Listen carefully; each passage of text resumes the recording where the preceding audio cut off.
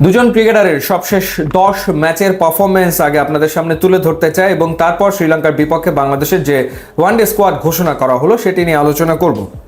একজন cricketer New Zealand এ টিমের বিপক্ষে করেছেন 48, 107, 27, এক ম্যাচে 12, এক ম্যাচে 112, এক ম্যাচে 20, অর্থাৎ নিউজিল্যান্ড এ টিমের বিপক্ষে তিনি দুই ফরম্যাটে 107 এবং 112 রানের দুটো ইনিংস খেলেছেন।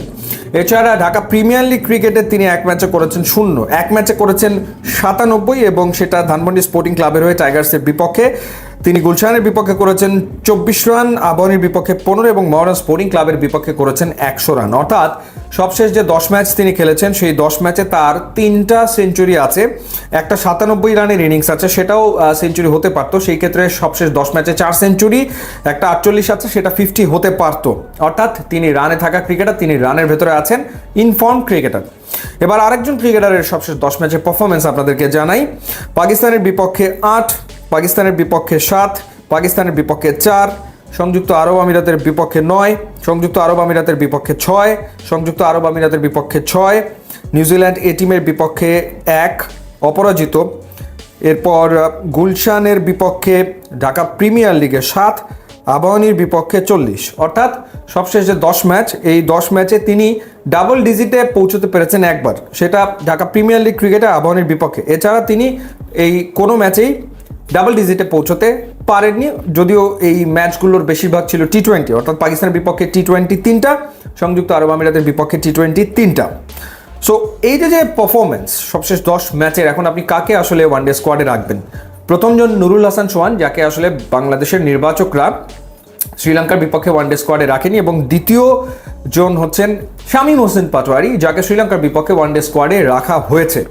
পারফরমেন্সের বিচারে ডেফিনেটলি এগিয়ে থাকবেন নুরুল হাসান সোহান, এবং অভিজ্ঞতায় তিনি এগিয়ে, কিন্তু হয়তো ভবিষ্যতের কথা চিন্তা করে শামীম হোসেন পাটোয়ারিকে দলে রাখা হয়েছে। এবং নুরুল হাসান সোহানকে কেন দলে রাখা হয়নি তার ব্যাখ্যায় লিপু ভাই বলেছেন যে দুইজন উইকেট কিপার ব্যাটার অলরেডি আছেন, লিটন কুমার দাস এবং জাকের আলী অনেক, সেই কারণে আর বিবেচনা করা হয়নি নুরুল হাসান সোহানকে। কিন্তু তার যে পারফরমেন্স, তাকে শুধুমাত্র ব্যাটসম্যান হিসেবে অনায়াসে ওয়ানডে স্কোয়াডে রাখা যেত।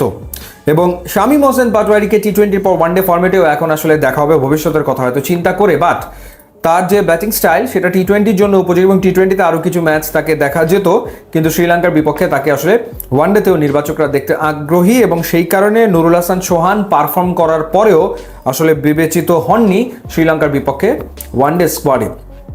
অপেক্ষায় তাকে থাকতে হচ্ছে। ন্যাশনাল টিমের রাডারে তিনি আছেন ঠিকই, কিন্তু তাকে অপেক্ষায় থাকতে হচ্ছে। বাট এই মুহূর্তে তার যে ফর্ম, রিসেন্ট ফর্ম, সেই ফর্ম বিবেচনায় নিলে ডেফিনেটলি তাকে আসলে রাখা উচিত ছিল।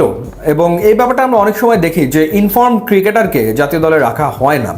তবে এবার নাইম শেখকে রাখা হয়েছে, তার যে রিসেন্ট পারফরমেন্স সেই বিবেচনায়, তিনি ঘরোয়া আসরে যেভাবে রান করেছেন সেই বিবেচনায় তাকে থার্ড ওপেনার হিসেবে দলভুক্ত করা হয়েছে। পারভেজ হোসেন ইমন এবং একই সাথে তানজিদ হাসান তামিম তো রয়েছেন, সৌম্য সরকার ইনজুরিতে পড়েছেন, সেই কারণে তিনি বাদ গেছেন।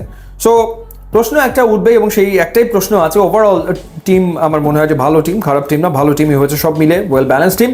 কিন্তু এই একটা জায়গায় বোধহয় একটুখানি আক্ষেপ থাকবে, এবং সোহানের সাথে আসলে একটু অবিচার করা হলো কিনা সেই প্রশ্নটা উঠতেই পারে। ইউটিউব, ইনস্টাগ্রাম লিঙ্ক দেওয়া আছে, আপনারা যোগ দিলে খুবই খুশি হবো। And thanks for watching.